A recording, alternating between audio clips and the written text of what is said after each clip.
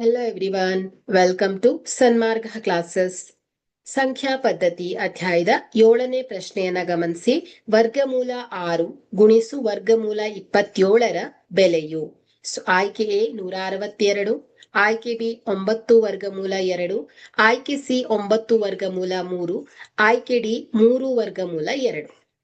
ಇಲ್ಲಿ ಮೊದಲ ಏನ್ ಮಾಡ್ಬೇಕು, ನಾವು ಸಂಖ್ಯೆಗಳನ್ನ ಗುಣಾಕಾರ ರೂಪದಲ್ಲಿ ಬರ್ಕೊಳ್ಳೋಣ. ಓಕೆ, ಇಲ್ಲಿ ವರ್ಗಮೂಲ 6 ಗುಣಿಸು ವರ್ಗಮೂಲ 27 ನಾವು ವರ್ಗಮೂಲ 6 ಗುಣಿಸು 27.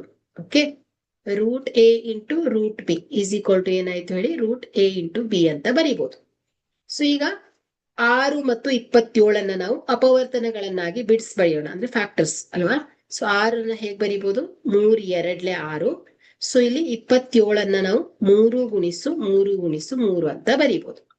ಈಗ ಇದು ಎರಡನ್ನ ಒಟ್ಟಿಗೆ ಸೇರ್ಸ್ ಬರ್ದಾಗ ವರ್ಗಮೂಲ 3 ಗುಣಿಸು 2 ಗುಣಿಸು 3 ಗುಣಿಸು 3 ಗುಣಿಸು 3. ಹಾಗಾದ್ರೆ ಇದೇನಾಗತ್ತೆ, 3 1 2 3 4 ಅಂದ್ರೆ 3ರ ಘಾತ 4 ಗುಣಿಸು 2. ಓಕೆ, ಈಗ ನಾವು ವರ್ಗಮೂಲವನ್ನ ಹೊರಗೆ ತೆಗೆದಾಗ ಏನಾಗತ್ತೆ ಹೇಳಿ, ಇಲ್ಲಿ ವರ್ಗಮೂಲ 3ರ ಘಾತ 4 ಈಸ್ ಈಕ್ವಲ್ ಟು ಏನಾಗತ್ತೆ ಹೇಳಿ, 3ರ ಘಾತ 2 ಆಗತ್ತೆ. ಓಕೆ, ಅಂದ್ರೆ 9 ಆಯ್ತು.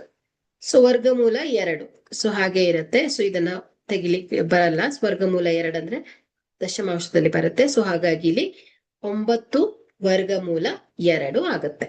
ಓಕೆ, ಹಾಗಾದ್ರೆ ಇದರ ಬೆಲೆ ಏನ್ ಬರ್ತಾ ಇದೆ ಹೇಳಿ, 9 ವರ್ಗಮೂಲ 2. ಹಾಗಾದ್ರೆ ಬಿ ಆಯ್ಕೆ ಏನಾಗತ್ತೆ ಹೇಳಿ, ಸರಿಯಾಗಿದೆ.